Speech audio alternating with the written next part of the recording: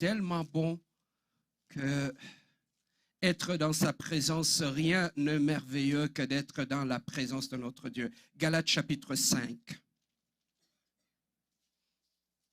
Galates chapitre 5, du verset 19 au verset 23. Galates chapitre 5, du verset 19 au verset 23.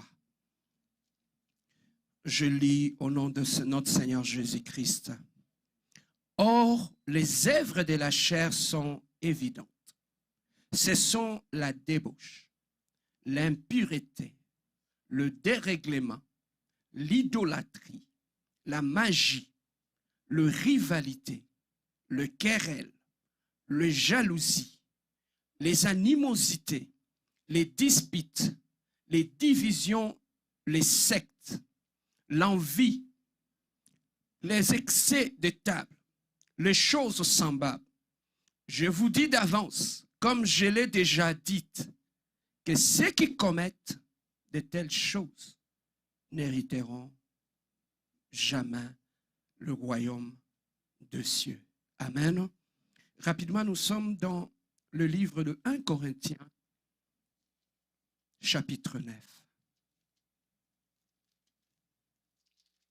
1 Corinthiens, chapitre 9, verset 27.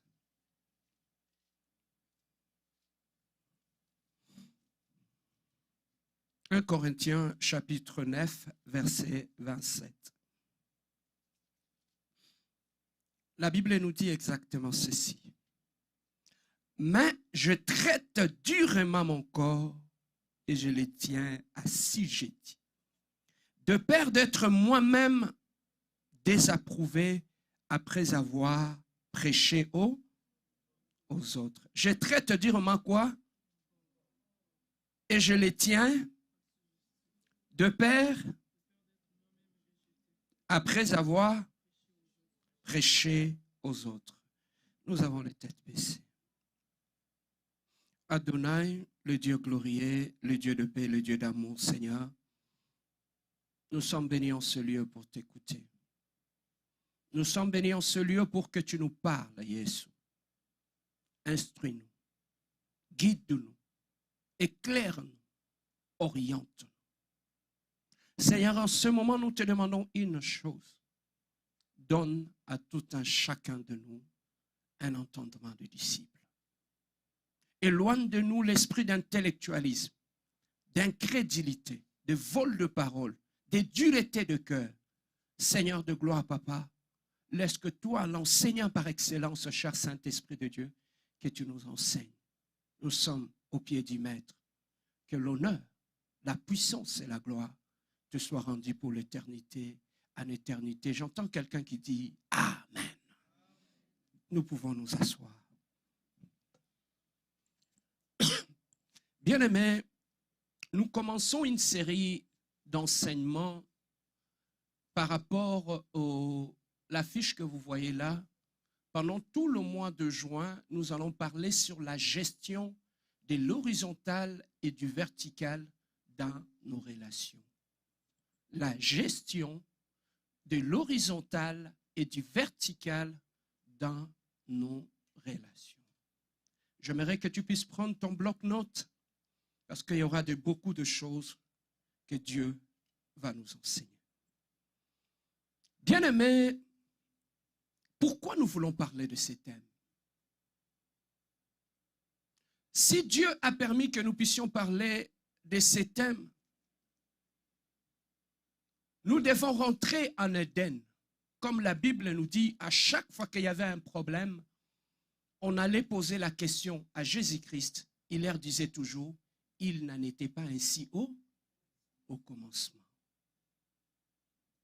Alors, bien-aimés, pour comprendre certaines choses par rapport à la vie de l'homme, nous devons rentrer dans le livre de Genèse, où se trouve le commencement pour aller comprendre certaines choses. Lorsque Dieu avait créé l'Éden, il avait créé le jardin d'Éden, tout était beau, du premier jour jusqu'au 6e jour. Le 6e jour, bien-aimé, Dieu avait créé l'homme, l'être humain. Il a pris la poussière. La Bible nous dit, il a soufflé dedans et l'homme était devenu une âme vivante. À partir de ce jour-là, nous pouvons dire que l'homme est un esprit ayant une âme et vivant dans un corps. L'homme est tripartite. Dans l'homme, il y a le corps, il y a l'âme et il y a l'esprit. Là où tu es. Donc, l'homme, c'est un esprit. Parce qu'il a été créé à l'image de Dieu. Il est esprit. Mais Dieu, au-delà de l'esprit, il a ajouté une âme comme élément de sentiment, d'émotion. Mais pour opérer sur la terre, Dieu avait donné à l'homme un corps pour interagir avec son environnement. Mais le premier cadeau que Dieu avait donné à l'homme, ce n'était pas d'abord la femme. Après avoir créé l'homme, Dieu lui avait donné des choses. La première des choses que Dieu avait donné à l'homme, c'était d'abord sa présence.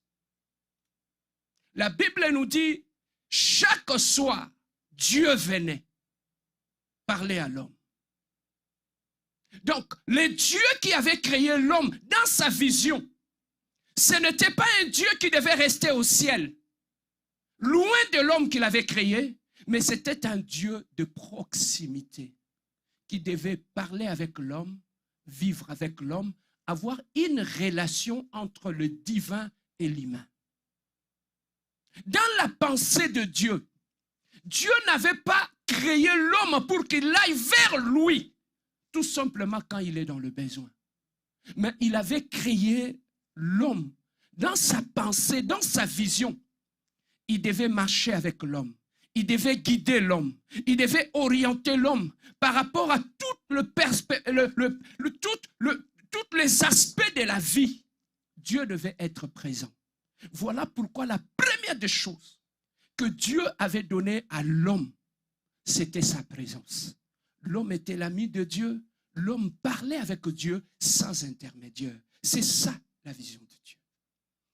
La deuxième des choses, après avoir donné sa présence à l'homme, Dieu lui avait donné une femme pour sa réussite dans la mission que Dieu lui avait confiée. Donc l'homme avait des environnements. Il y avait l'environnement divin et il y avait l'environnement humain. Les deux environnements, l'homme devait à la fois interagir avec le divin, avec le céleste et avec l'humain. Voilà les deux environnements qui devaient orienter l'homme dans son succès, dans sa réussite sur cette terre des hommes. Donc désormais, nous comprenons que tout autour de l'homme, il y avait Dieu et il y avait les hommes. Voilà pourquoi nous parlons de l'horizontal, qui est le symbole de relation que nous avons avec notre prochain, et nous parlons du vertical, qui est la relation que nous avons avec les divins. Donc l'homme dans sa marche de tout le jour, il devait interagir avec le divin et avec l'humain. Voilà pourquoi, bien-aimé, Dieu dira à l'homme que celui qui veut me suivre n'a qu'à prendre sa croix. Cela était symbolique. Lorsqu'on parle de la croix est composée de l'horizontal et du vertical. Donc, lorsqu'on passe par la croix, ça te permet de vivre avec Dieu et de vivre en paix avec les hommes. Le grand secret pour gérer l'horizontal et le vertical, ça se passe à la croix. Voilà pourquoi Dieu a dit, quand tu me suis, ne viens pas m'inviter, mais tu dois passer par la croix. Parce que la croix nous conditionne à gérer les divins et à gérer l'humain. Donc l'homme bien-aimé dans le Seigneur, dans son réussite, dans son succès, le succès de l'homme, c'est le divin qui collabore avec les hommes. Donc, loin de tout ce que nous avons comme de mauvaises conceptions, que Dieu me suffit, moi j'ai Dieu, je prie Dieu, je crains Dieu, et les hommes, je n'en ai pas besoin. Papa, celui qui avait créé l'homme, il a dit,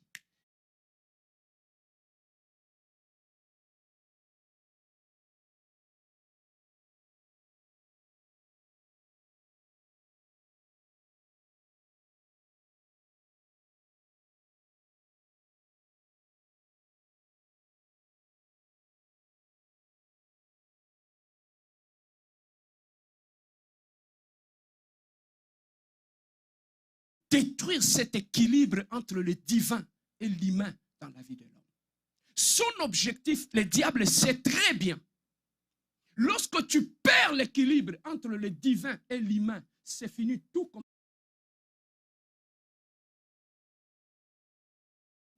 les gens qui sont tout autour de toi et les diables. Le plus pire des ennemis que tu dois craindre dans ta vie, c'est toi-même. Je peux avancer? Je vais te démontrer comment le diable le sait. Tout l'équilibre était bon en Éden. Il est rentré en Éden. Et en entrant en Éden, bien-aimé, la Bible nous dit, il est allé vers la femme. Le diable connaissant l'impact de la femme,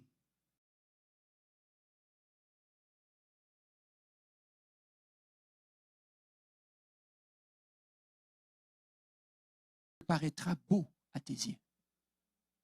Voilà pourquoi on tombe dans le piège du diable. Ce qui va détruire dans ta vie, tu vas l'aimer. Ce qui va détruire ta vie, tu vas t'accrocher à cela. Dis-moi, pasteur, parle. Je te donne un exemple. Pose à la nudité, à l'humiliation. Voilà pourquoi Dieu dit l'orgueil précède la chute. La troisième des choses, lorsque le diable entre dans la vie d'un homme, il l'éloigne de Dieu, il laisse sa nudité. La troisième des choses, il fait de lui un messager.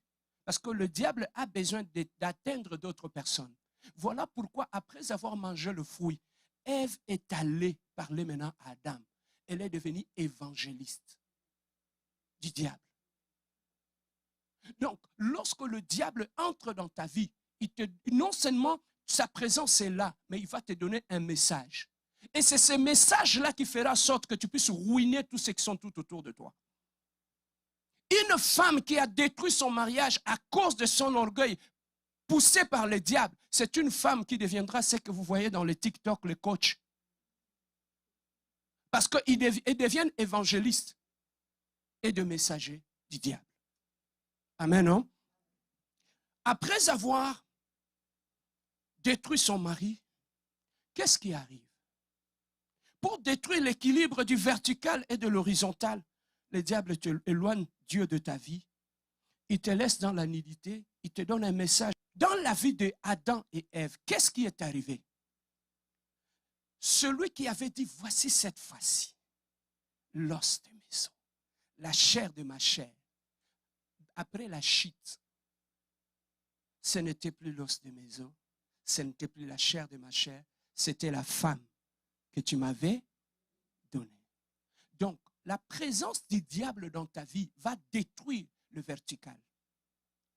Après avoir détruit l'horizontal, les relations avec Dieu, le diable ne s'était pas arrêté là. Après détruire l'air vertical, le diable est entré. Maintenant, pour toucher l'horizontal, c'était la relation avec les hommes. Voilà pourquoi quand il est rentré, après l'air avoir séparé de Dieu, maintenant il devait séparer d'Adam et d'Ève. La confusion est rentrée, il ne parle plus le même langage, l'esprit de Babel s'est installé. Voilà pourquoi tu vas trouver que parmi les signes, lorsque Dieu n'est plus présent dans la vie d'une personne, la personne devient problématique dans son environnement. Il devient problématique. Donc, bien aimé dans le Seigneur, l'objectif du diable, c'est de détruire cet équilibre-là entre le vertical et l'horizontal. Et après avoir détruit cet équilibre-là, qu'est-ce qui est arrivé? Il ne s'est pas arrêté là, il est allé même auprès de leurs enfants. Même les relations familiales avaient ici le coup de la présence. Papa, la première famille de la Bible, la première famille où Dieu était présent, c'est aussi la première famille où il y a eu meurtre, où un frère a détruit son frère. Tu vois comment le diable a continué à détruire le vertical, en commençant par le parent, en entrant chez les enfants, et tout cela était en train de bandade. Comment un frère peut avoir le courage de prendre une pierre, de détruire son propre frère, si ce n'est le diable qui est en train d'accomplir ce travail-là dans la vie de l'homme. Bien-aimés, écoutez ceci. Dans notre vie en tant qu'humain, nous devons comprendre une chose. J'aime toujours le dire, Dieu bénit l'homme par l'homme. Amen. Hein? Dieu, tu ne le verras pas descendre sur la terre. Mais Dieu peut utiliser les hommes pour te bénir. Dans ta destinée, tu auras besoin de Dieu et tu auras besoin des hommes.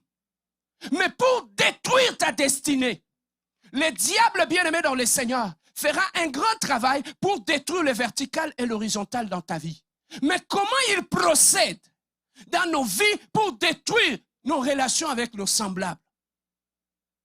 C'était un travail bien-aimé lorsque le diable voit que tu es béni de Dieu. Tu as une grande destinée. La première des choses, le diable va imprimer un caractère en toi pour te pousser à débalancer tout ce qu'il y a comme vertical tout autour de toi. La bénédiction de Dieu peut aussi se manifester en termes des humains.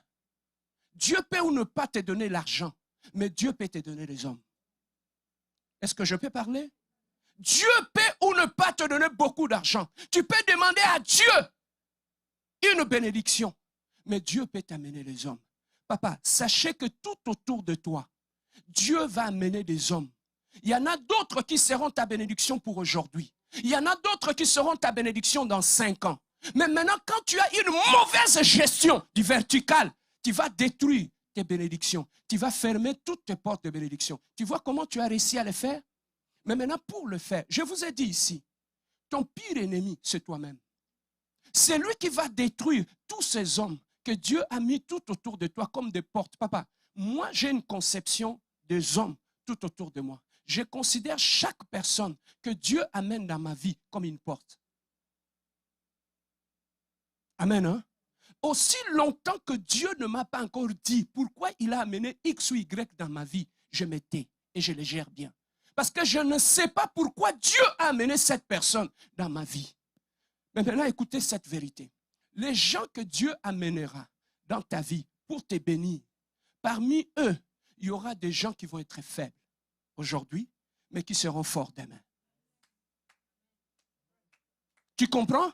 Il y aura des gens qui peuvent te manquer du respect aujourd'hui, mais qui peuvent être des aides pour toi demain. Je suis parti, j'étais en 2e graduat, j'avais des problèmes avec un cours d'électrotechnique. On avait un professeur qui était venu de Belgique, qui enseignait. J'avais du mal à comprendre certaines choses. Quand on est entré dans le cours, il y a un ami qui est venu à côté de moi. Cette personne-là, je sentais une haine, je ne l'aimais pas. Il ne m'avait rien fait, mais je ne l'aimais pas. Je vais vous faire voir comment le diable nous fait rater nos bénédictions. Je ne l'aimais pas. Quand il parlait, ça m'énervait. Jusqu'à ce que j'ai dit non, Bia, tu dois te calmer. J'ai géré cette personne-là. 6 mois après, c'est ce gars-là avec qui on était assis à l'auditoire qui était en train de m'expliquer les cours. Papa, l'homme que Dieu t'enverra pour t'aider, pour te bénir, il ne sera pas parfait. La bénédiction de Dieu, lorsqu'il te les donne, il n'emballe pas dans un emballage somptueux. Voilà pourquoi, papa, nous détruisons tous les hommes, bénédictions que Dieu envoie tout autour de nous. Parce que l'homme accorde l'importance à ce qu'il voit. Mais Dieu voit au-delà de ce que l'homme voit. Amen. Hein? Papa, gérer des relations. Tu peux beau prier, parler en langue, jeûner 24h/24. Quand tu as un problème sur le plan relationnel, tu vas rester là, avec tes prières, avec tout. Amen. Hein? Jésus dit dans sa parole, Christ grandissait en stature et en grâce devant les hommes et devant Dieu. Donc, plus il grandissait, il était bien devant Dieu et il était bien devant les hommes. Amen. Hein? Mais maintenant, tous ces gens, des connecteurs divins, des gens que, parmi ces gens que Dieu mettra tout autour de toi, Dieu mettra des gens qui vont te connecter à d'autres personnes. Parmi toi, Dieu mettra des gens qui vont te soutenir lorsque tu seras faible dans la prière. Tu comprends? Même, tu sais pourquoi tu souffres aujourd'hui? La personne que Dieu avait mis autour de toi pour te soutenir dans la prière quand tu seras faible, tu l'as chassé de ta vie. Voilà pourquoi aujourd'hui, tu es en train de tourner en rond. Dieu mettra des gens qui vont te connecter à d'autres personnes. Dieu mettra des gens qui vont commencer à prier avec toi, prier pour toi. Mais Dieu mettra aussi des gens qui vont commencer à te conseiller. Dis-moi, pasteur, parle. Papa, dans la vie, qui que tu sois, tu dois avoir au moins une personne qui peut te gronder. Tu sais qu'il y a des gens dans leur vie, ils n'ont personne qui les gronde. J'ouvre la parenthèse, même dans nos familles. Les gens qui créent des problèmes dans la famille, ils n'ont personne, ils n'ont peur de personne et personne ne les gronde. C'est comme ton cas, non? Ah, donne-moi une main d'acclamation. Alors. Dans la vie, tu dois avoir quelqu'un, quand tu es dans le bêtise, il peut t'appeler et gronder sur toi. Et que tu l'arrêtes. Je bénis Dieu, il m'avait donné une mère. Ma défunte mère, papa, que tu lui donnes ton argent ou que tu lui donnes quoi. De tout d'abord, elle disait elle-même, je ferai mon argent jusqu'à ma mort pour que je ne dépende pas de vous. Pourquoi? Parce que quand tu fais de bêtises, ma mère ne va pas te rater. Hein? Il te dit lui-même, si tu ne vas plus me donner ton argent, donc ce n'est pas mon problème. Mais lorsqu'il te parle, il te parle. Ce n'est pas comme ta mère. Ta mère tombe dans la boue avec toi. Quand tu fais de bêtises, il te soutient dans le bêtise. Voilà pourquoi nos enfants aujourd'hui, ça ne marche pas. Si beaucoup des enfants ont échoué, c'est parce qu'ils ont eu de mauvais parents qui tombaient dans la boue avec eux. Amen. Hein? C'est ça le problème. Je l'ai vu ici. Quand tu corriges quelqu'un, tu suspends quelqu'un, la personne rentre à la maison, c'est son père ou c'est sa mère, papa, la façon qu'il va te laver là, c'est fini.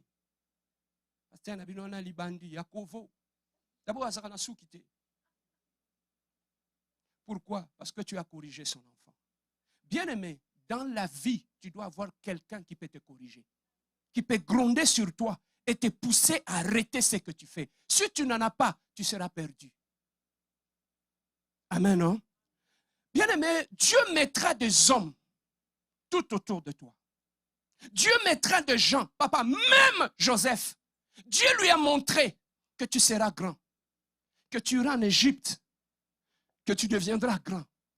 Mais pour que cette vision puisse s'accomplir, Dieu avait besoin de frères et de sœurs de Joseph, qu'ils puissent accomplir la mission que Dieu lui avait envoyée. Joseph avait la vision, mais pour accomplir cette vision, Dieu s'est servi de ses frères et de ses sœurs pour l'attraper et le vendre chez les Madianites. Dieu n'était pas descendu pour amener Joseph en Égypte. Il n'avait pas pris un avion, mais ce sont les hommes qui l'ont amené en Égypte. Voilà pourquoi, papa, tu peux avoir une grande vision, comme moi, ici à la Compassion. J'ai une grande vision. Je sais que Dieu m'enverra des hommes et des femmes. Mais parmi les hommes et des femmes que Dieu m'enverra, il y avait ceux qui vont être forts. Il y en a d'autres qui vont être faibles. Voilà pourquoi, je bénis Dieu. Il m'a donné un grand cœur, il m'a donné la patience. Amen. Hein? Il m'a donné la patience. La patience de quoi? De supporter les faibles. Je peux avancer? Mais maintenant, pour détruire l'environnement humain, qu'il y ait une grande bénédiction pour l'homme. Dieu est merveilleux. Hein? Papa, des fois, il y a les choses de Dieu, quand tu le regardes avec les yeux des hommes, tu peux développer la haine. Anne n'avait pas d'enfant. Elle priait à la maison. Elle ne voyait pas d'enfant. Mais Dieu avait déjà exaucé la prière de Anne à la maison, pas à Siloé. En exaucant la prière de Anne, qui demandait à Dieu un enfant, tu sais qu'est-ce que Dieu a fait? Il est entré chez Pénina.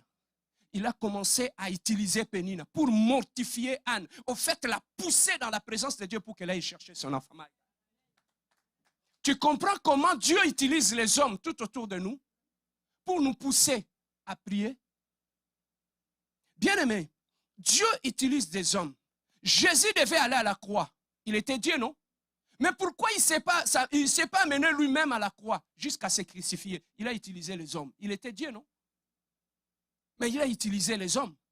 Donc, bien aimé, dans la vie, nous aurons toujours besoin des hommes. Si Dieu avait besoin des hommes, nous aussi, nous aurons besoin des hommes.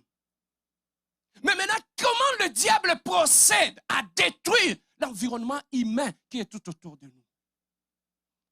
La première des choses, retenez ceci. Dans l'homme, il y a l'esprit et il y a la chair. Il y a l'esprit et la chair. Mais maintenant, lorsque le diable entre dans ta vie, il va aller collaborer avec ta chair. Et lorsqu'il collabore ta chair, il va... J'aimerais qu'on puisse le lire. Rentrons encore dans le livre des Galates. Rentrons encore dans le livre des Galates. On va chercher, parce que ce que le diable utilise pour te détruire, il ne le prend pas ailleurs.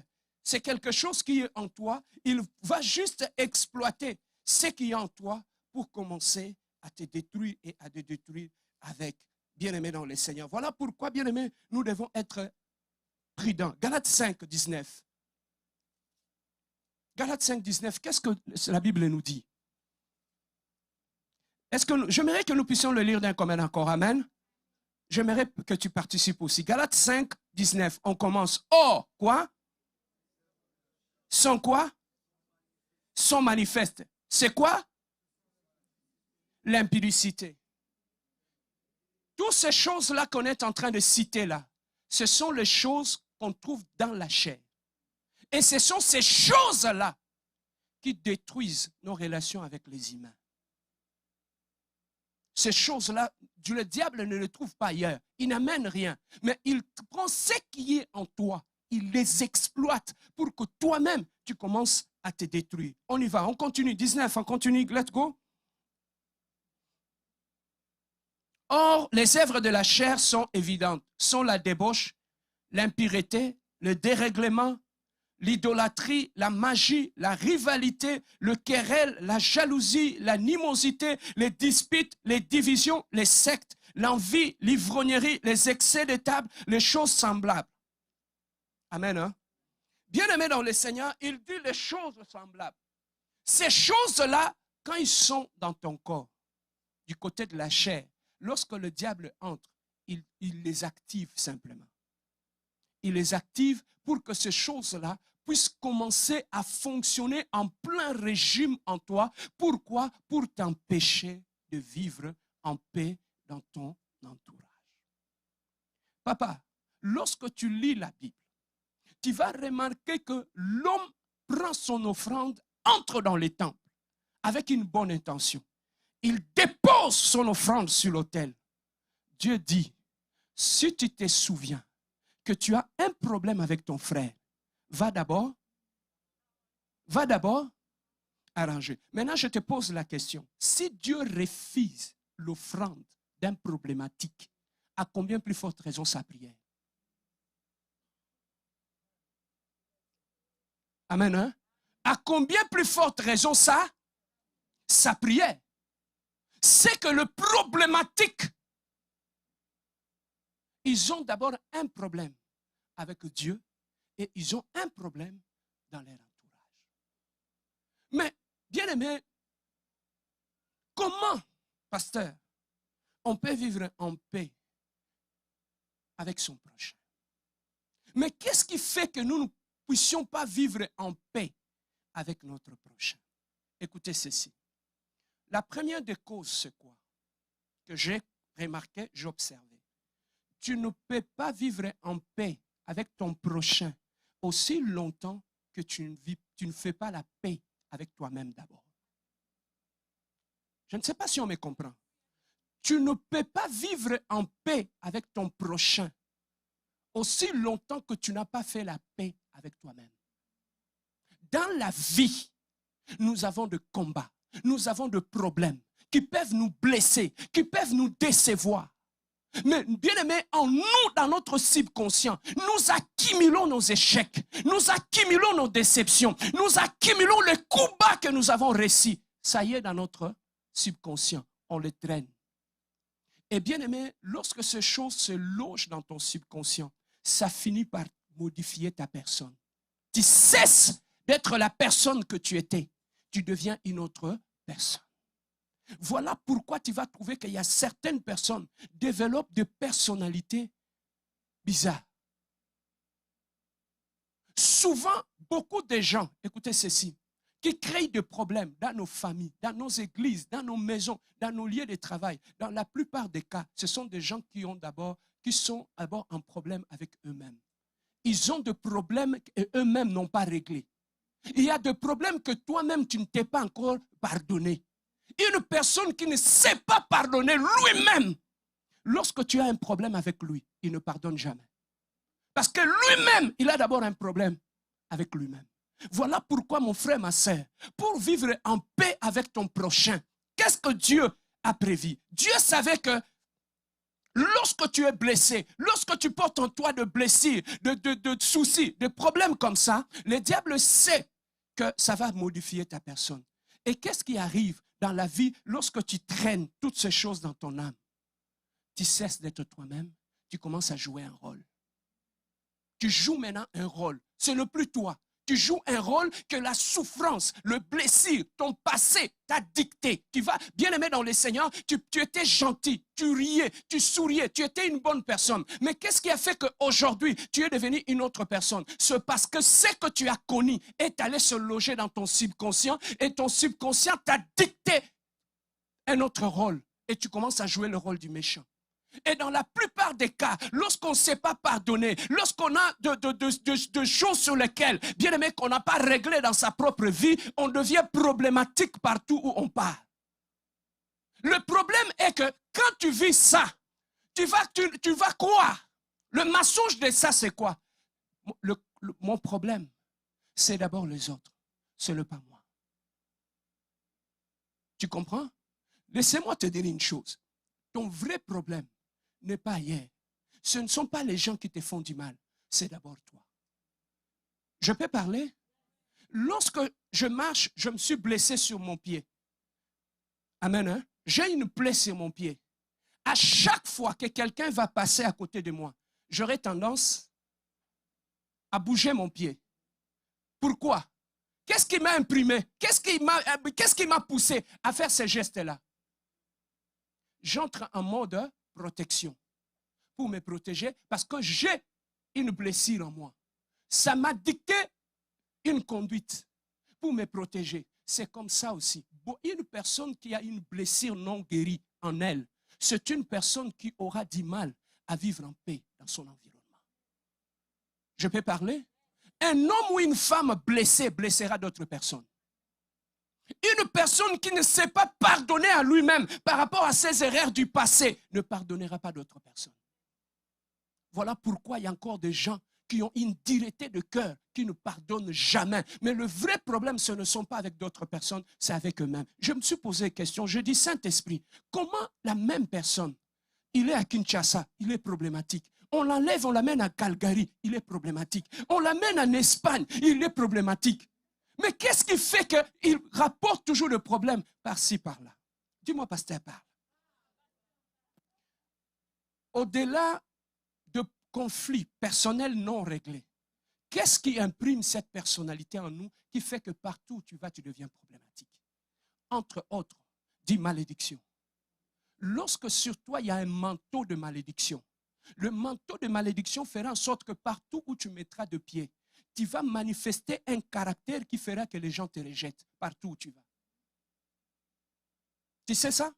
La malédiction de ta famille, c'est ça qui fait que partout où les gens te reçoivent, donc sans ta volonté, tu dois commencer à manifester un caractère pour que Batouana qui te rejette.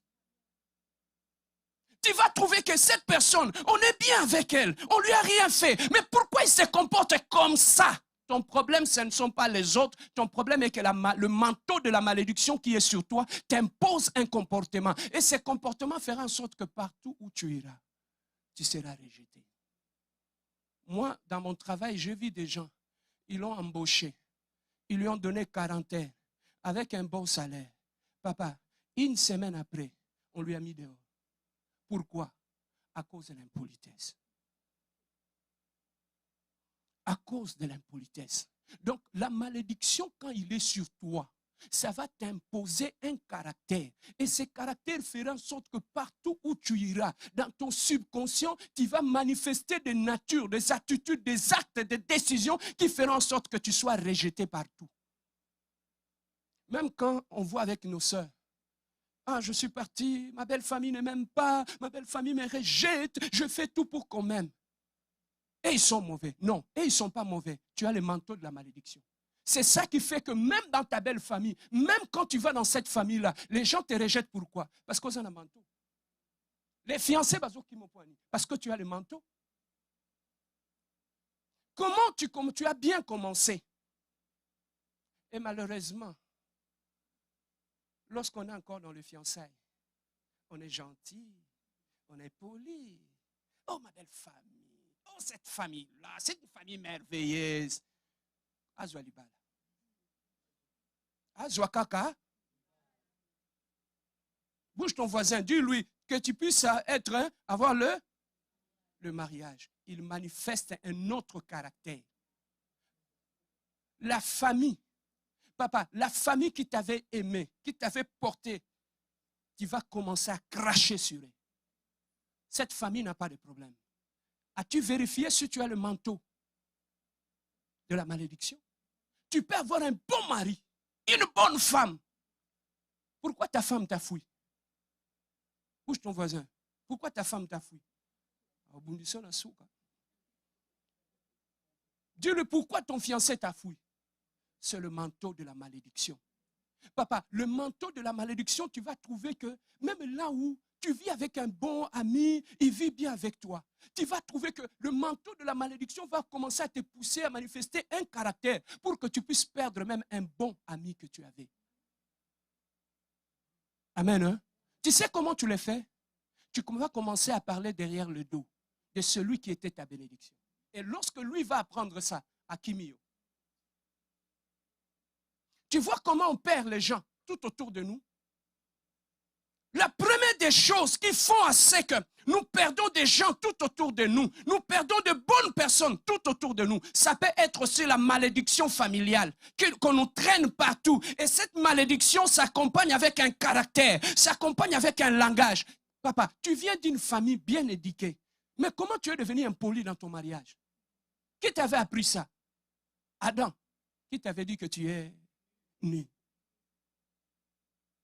Papa, comment est-ce qu'on peut comprendre ça? Combien il y a de parents qui sont tristes, qui se disent, pasteur, je ne comprends plus ma fille ou mon fils. Il n'était pas comme ça. Mais oui, la malédiction a un temps où il se manifeste. Il peut se cacher en toi.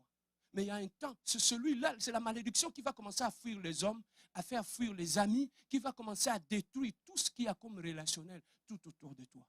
Tu peux avoir de bonnes relations et perdre ces relations-là à cause d'une malédiction que tu traînes toi-même et qui te pousse à faire des erreurs là où les gens t'ont accepté. Tu peux entrer dans une église, on te reçoit, tu es bien, on t'honore, on te fait tout. Mais jusqu'à ce que tu vas faire, tu vas poser un acte impossible. Tu vas trouver le bishop qu'on a aimé, qu'on a protégé. 2 semaines après, à Coral. Et quand tu lui fais asseoir, tu lui dis, papa, comment c'est arrivé?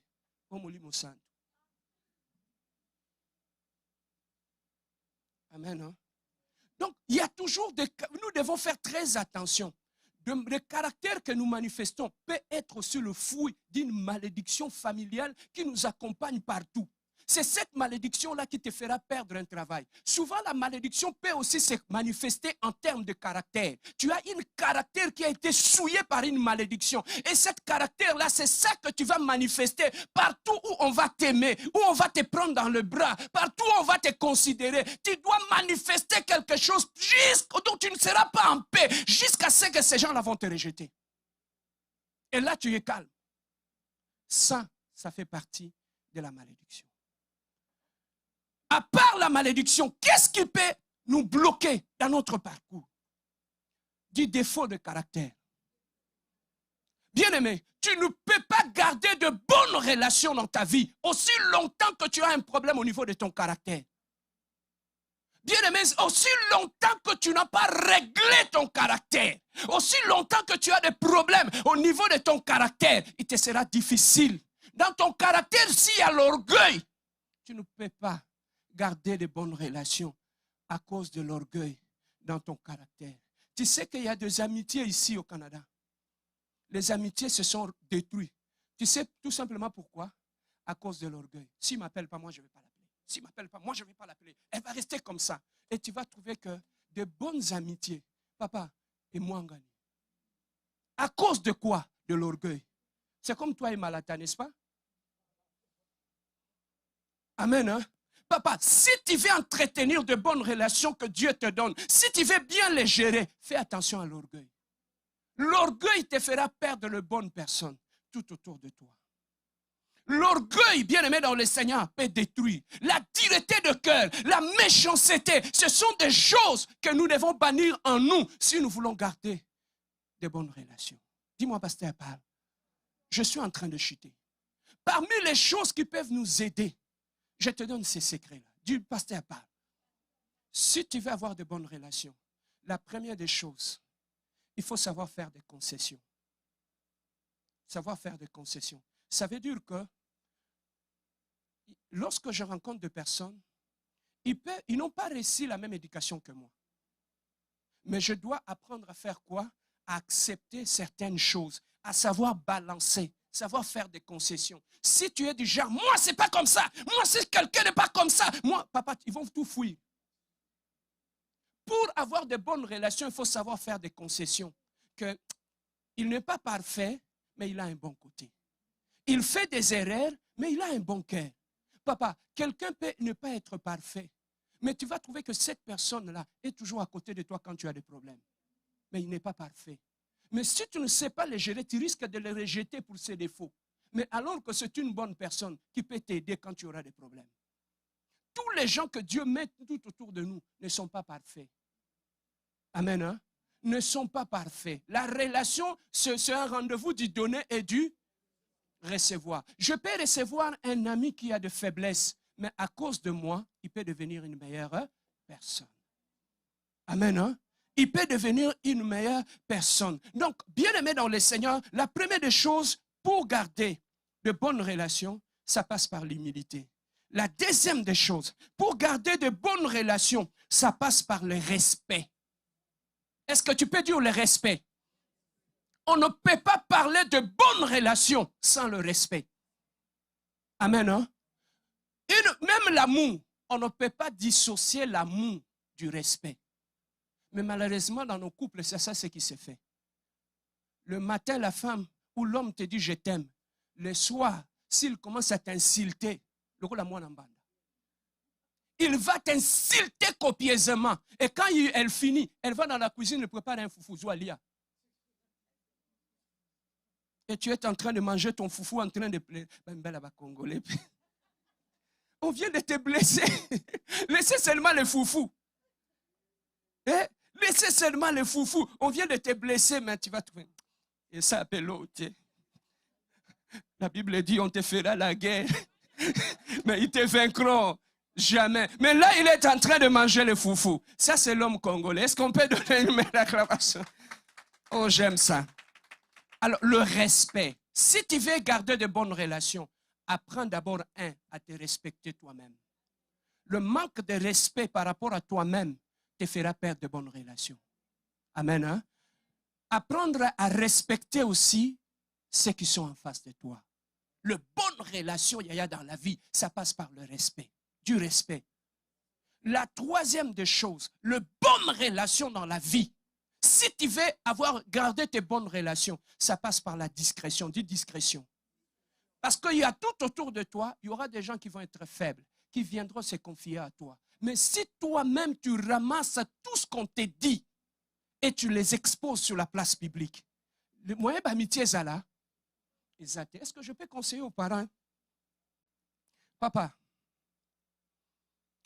un enfant qui a grandi dans un environnement de rapporteur, de colporteur, il va finir par croire que cela est normal dans la vie. Parler derrière le dos des gens. Amen. Hein?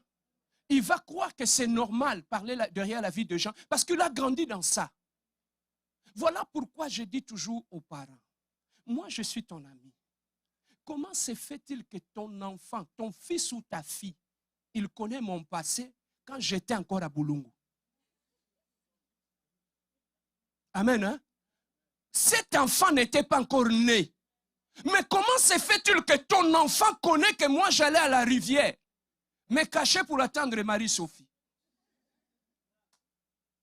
Comment il sait que je suivais Justine à la source quand elle allait puiser de l'eau? Cet enfant a bien oublié. Parents, écoutez-moi. Beaucoup de nos enfants sont sous la malédiction. La Bible dit, un enfant qui voit la nudité de son parent, il est sous la malédiction.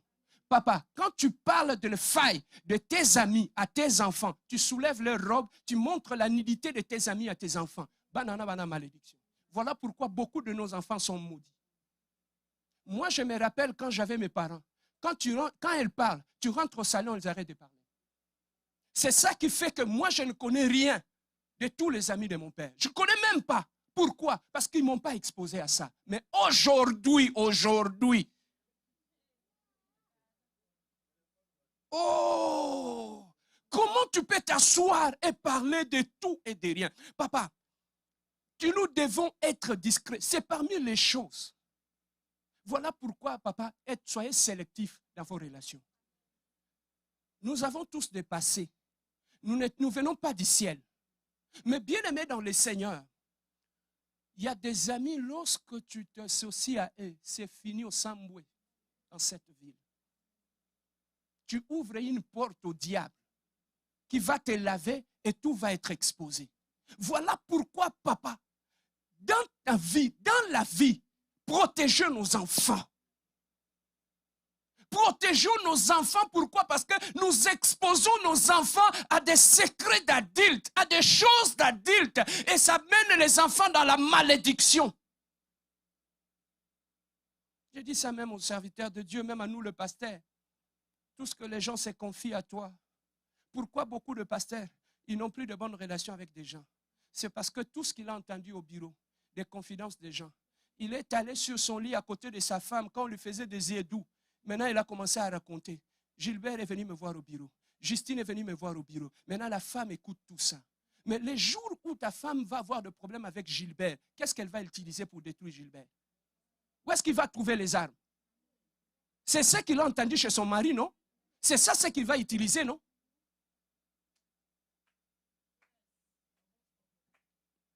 Voilà pourquoi des églises peuvent être des lieux de bénédiction. Mais l'église peut aussi devenir un lieu d'humiliation. Pourquoi? Parce que tu es allé te confier aux gens. Papa, regardez combien de gens nous avons détruits tout autour de nous à cause de notre manque de discrétion. Combien de cœurs que nous avons blessés. Combien de gens, que ce soit dans nos familles, dans notre entourage, parce qu'on a exposé. Je peux donner un conseil. Vous pouvez être des amis, vous pouvez partager des secrets. Même si cette amitié-là se détruit, tout ce qu'on t'a dit, garde-les. C'est ça la maturité. Ce n'est pas parce que l'amitié est koufi que d'ailleurs, tu sais, il m'a dit ça. D'ailleurs, tu sais, il m'a dit ceci.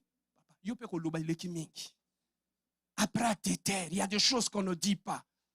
Amen. Hein? Bien aimé dans le Seigneur, pour garder de bonnes relations, il faut la discrétion. Pour garder de bonnes relations, pasteur, qu'est-ce qu'il faut? Apprends à respecter les limites des autres. Apprends à respecter les limites. Ce n'est pas parce que tu deviens mon ami que tu dois tout savoir de moi. Le problème avec nous, les Africains, aussi, quand il entre dans ta vie, aussi longtemps il ne connaît pas la couleur de tes chaussettes, son cœur. Mais où est-ce qu'il a trouvé ces fonds de teint-là? Où est-ce qu'il a trouvé cette voiture-là? Non, aussi longtemps qu'il n'a pas trouvé la paix, il ne sera pas. Il ne sera pas en paix aussi longtemps. Julie, mais est-ce que c'est ton problème? Amen. Hein? C'est ton problème. On trouve même, tu viens à l'église. Bible, mais vie à Batou. Radio-Canada. Radio-Canada. Est-ce que je peux parler aux hommes? Ce qui pousse les hommes, Batata Mikolo, d'être humiliés dans cette ville, c'est parce que l'indiscrétion. Ah, mi bal balo balo quoi basi. Papa, souka les foufou na makaku.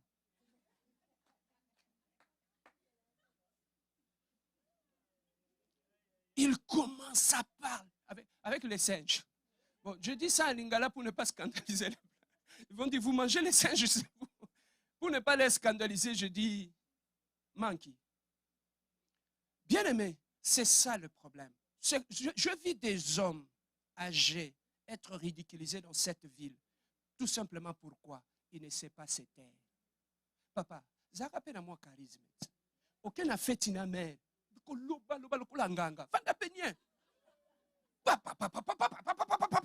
On s'en a lieu public. Ça rappelle à moi charisme. Moi, je tout. Mais yo koloba na koloba. Papa, yango mona bas, moi sino alinga kobima note. Tu parles trop. Je peux parler? Écoutez les hommes. Si tu veux faire asseoir ton autorité, apprends d'abord à te taire. Un homme qui parle trop, on ne le respecte pas. Silence, il faut créer un mystère. Mais toi,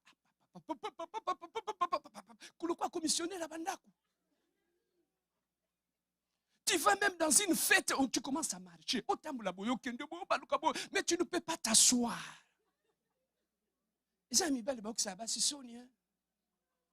Hein? Tu parles trop. Comment on va te respecter? Oh, dans cette église-là, on ne me respecte pas. Mais on va te respecter comment? Tu parles trop? Je peux parler? Faites en sorte que les gens commencent à désirer t'écouter. Tu sais, lorsque les gens commencent à chercher à t'écouter, quand tu ouvres la bouche, les gens restent silencieux. Mais quand tu parles trop, les gens ne vont plus t'écouter.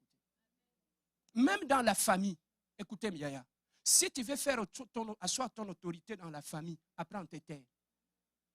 Quand tu es avec tes petits frères, tes petites sœurs, quand tu parles trop, ils n'auront pas de respect. Voilà pourquoi tu vas trouver Yaya Moua Lobati. Quand il dit stop, stop. Parce qu'il ne parle pas beaucoup. Bien-aimé dans le Seigneur, je suis en train de finir par là.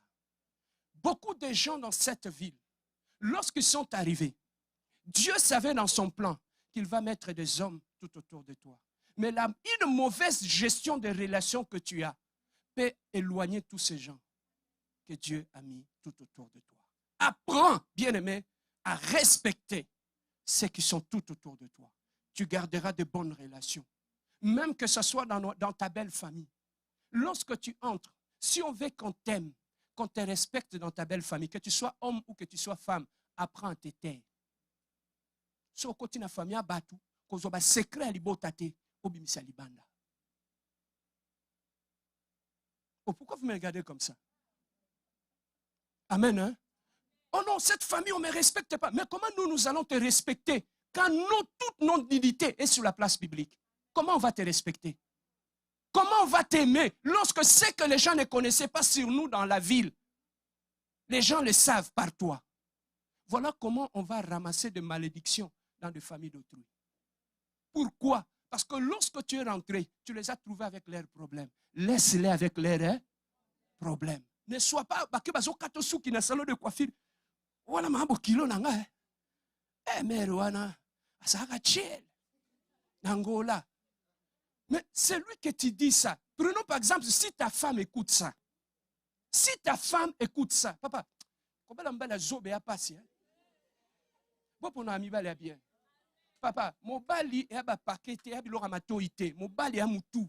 Na charisme. Si vous avez un fiancé, vous avez un charisme. Que vous avez un charisme. Amen. Hein? Papa, Zala quand même mon bali. Sois un homme. Quand tu entres dans la famille d'autrui, laissez-les avec leurs affaires. Amen. Hein? Si tu veux écouter cette prédication, je l'ai sur YouTube où je parlais sur les erreurs à éviter. Qui a déjà suivi cette exhortation? Ça y est en ligne. Mais jeunes sœurs, vous qui n'êtes pas encore mariés, allez écouter ça. J'ai donné des conseils sur les erreurs à éviter face à sa belle famille. Ça va te bénir. Va écouter ça, tu seras béni. Amen. Hein? Voilà ce que je voulais dire. Dans la vie, apprenons à protéger nos relations dans nos familles, tout autour de nous. C'est une voie de bénédiction. Pour garder tes relations, la discrétion, le respect des limites d'autrui, le respect de la vie privée d'autrui. Si tu as un numéro, tous ceux qui sont avant tout na mutuana. Amen. Hein? C'est ça qui nous crée aussi des problèmes. Qui t'a donné mon numéro? Oh, c'est Bibi. Mais comment elle a donné mon numéro?